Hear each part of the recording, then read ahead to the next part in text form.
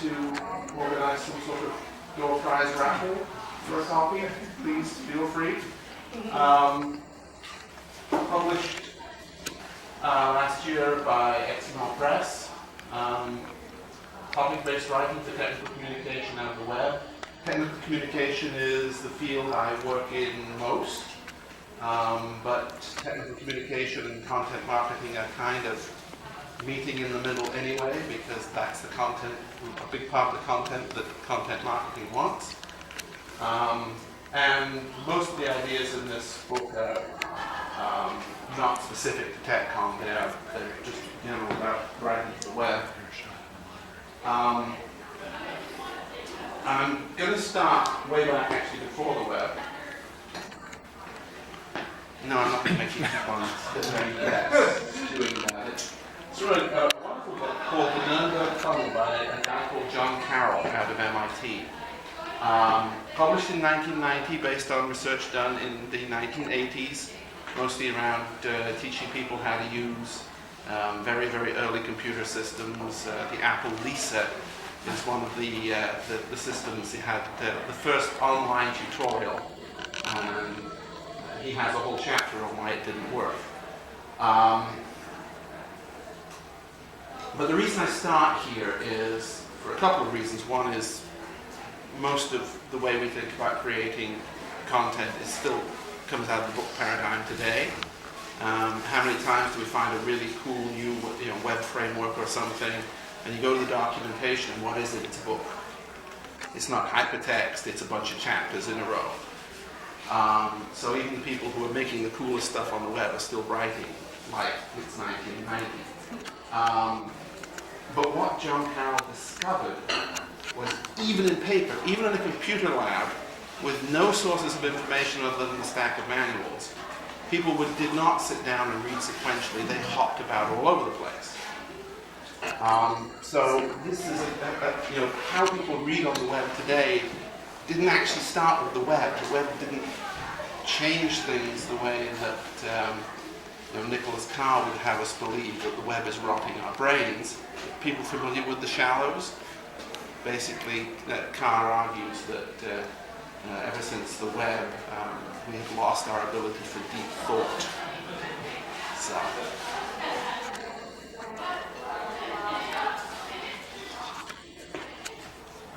one of the things when we prepare content, one of the most basic instincts we have is to try and figure out what is the correct sequence to present this content in, which is why people were creating these cool web frameworks are still doing these books. What Carroll observed was that sequencing problems don't reside in the material, but every learner uses it differently. They had one experiment where they had what they call a set of directed learning cards.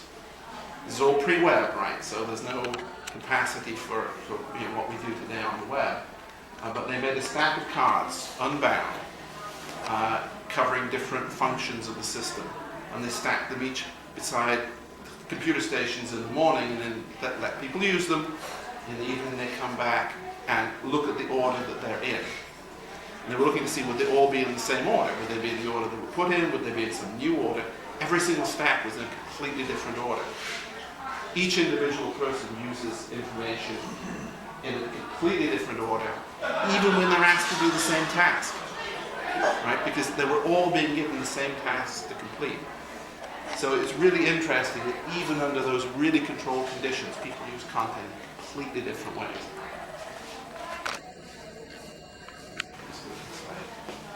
So Carroll, this is writing in 1990, suggested what he called a radical approach, which is to design materials to be read. Materials designed to be read in any order cannot be read in the wrong order. Which sounds, well, okay, yeah, we got the web, so I guess we could do that now, right? Except it turns out that most of the material that's written even for the web is still written with a presumption about the order it's going to be read. And so we're not creating materials that can be read in any order, even though we are using a medium where you can, in fact, very easily present material that's going to be read in any order, but where people actually do read it in any order. We still don't write that way. So this concept of creating unsequenced material was radical in the 1990s. Difficult to do on paper. Anybody remember the make your own adventure books? Right? That was sort of the first attempt at hypertext, and interesting thing was done on paper. And they sucked, but today it is the default. The web isn't sequenced. And because it isn't sequenced, every page is page one. That's the essential idea that I want to get across tonight.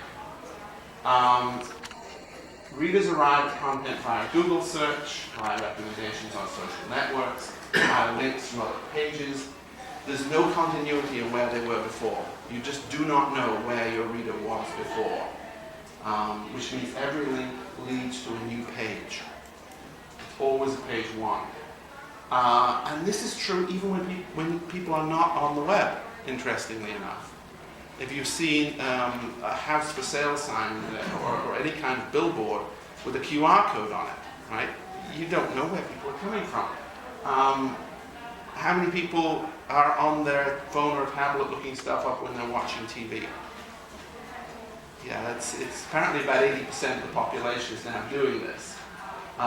We look stuff up when we're reading menus. What's that? What's a Sudoku? Okay. Oh, I think I'll have some of that. There's nothing holding the reader in content. Most of our content throughout history has kind of been written with the assumption that once I got you to buy the book, I own your attention. It's quite difficult for you to go somewhere else. That's not the way it works anymore. So again, this is 1990. Carol saying, escaping these problems and providing material to be sensitive read in order necessitates a different approach to organizing instruction. High degree of modularity, structure, small self-contained units. Okay, that's what we have the means to do. And this is what we actually do. This is a page from some documentation called Creating Overrides, and says sometimes it's necessary to create overrides or customizations, underlying e-publisher files, and you create blah, blah, blah, blah. And there's nothing about how to do anything here. People land on pages like this all the time. It's a piece of introduction. And somewhere there may be, there's a forward button. You're supposed to find the forward button and click the forward button and keep reading. Right? This is very particularly common in help systems, and any kind of documentation has been turned into a help system. And it's essentially a book that's being read by clicking forward and forward and forward. This stuff is all over the web. And then you get stuff where you just jump right into the middle of something. First word here on this page is after. After you have imported all the data, well, but supposing this is what you hit in the search, it's the first thing you see. It starts with after. It assumes you're coming from somewhere. And that assumption doesn't work. So, an awful lot of what's happening, and it's even the people who are building the stuff that builds the web, do this. They put up a PDF, they put up a try-pay help system on your website, as if that was web-like. Native web content does not look like that. It's not sequential. And readers don't stick to one site. We have to get past the notion that people are going to come to my site. The idea that people come to my site is like the idea of people picking one book, and I'm stuck in this book now. People don't go to one site. This is what we think. Not to scale, no, it's a little bit. But this is what we think our websites look like. Nice little tight bunch of well-organized content, all off in one corner of the web. And we think people are going to come to this, and they're going to do all kinds of stuff here, and they're going to be happy, and that's how it works. This is how your content actually appears on the web. It's a bunch of little pages scattered all over the place. And the reason those pages are scattered all over the place is that the way people find content on the web is they Google. And what does Google give them? It gives them one page from your website. So Google gives you this page, and some other search query gives you that page. But the cluster that Google is giving is a cluster of pages on the same subject from different sites.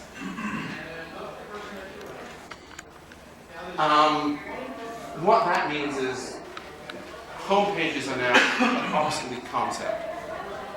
And this is showing up more and more. This is from Columbia Journalism Review. More and more traffic comes from search and social. Homepage as an entryway into sites' content is increasingly obsolete.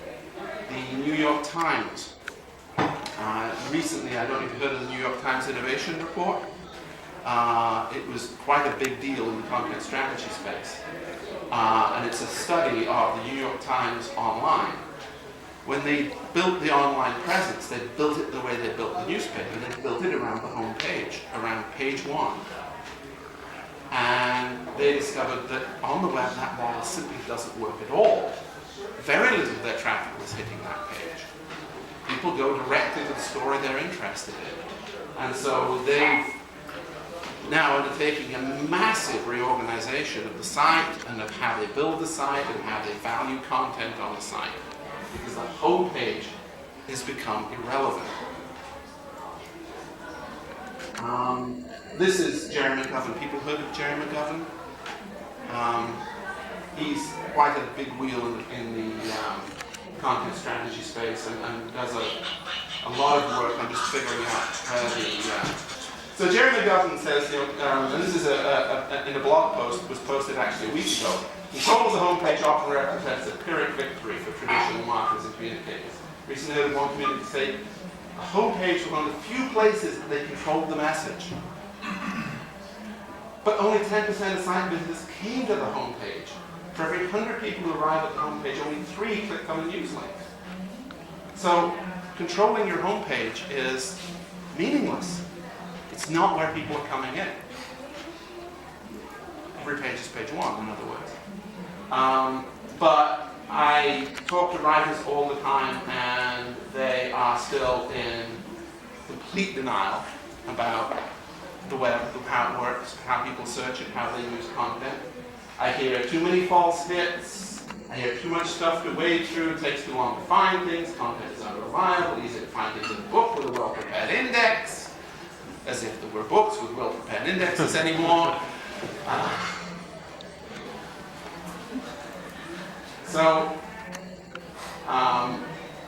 And the thing is, all that stuff is actually true, right? Search sucks, and people are bad at it. Jacob Nielsen does all kinds of studies on this, and find people really are bad at search. They don't know how to reformulate a search query, and yet, year after year, every time they measure it, people become more and more search dominant in their behavior. So it's actually a puzzle, because people suck at it, and they do it more and more and more. So why?